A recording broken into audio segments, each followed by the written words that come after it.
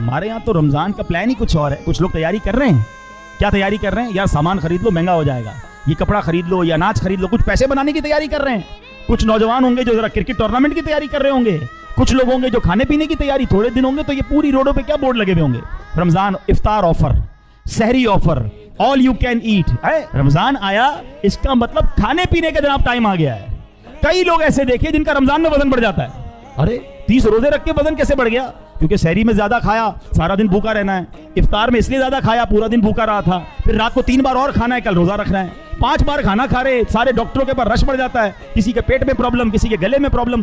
अरे अल्लाह के बंदों, ये क्यों नहीं सोचते कि रमजान खाने पीने के लिए आ रहा है? सारी जिंदगी खाओ ना, किसने मना किया है? अरे मैं ये सोचता हूं कभी ये क्यों नहीं लिखा हुआ होता कि तरावी ऑफर, तिलावत ऑफर, दुआ ऑफर है। दोस्त भी मिलेंगे तो आपस में बात कर रहे होंगे आज किधर इफ्तारी करनी है, किधर सहरी करनी है। ये कब क्यों नहीं कहते आज किधर नफल पढ़ने है, किधर तहज्जुद पढ़ना है, किधर मिलके कुरान पढ़ना है।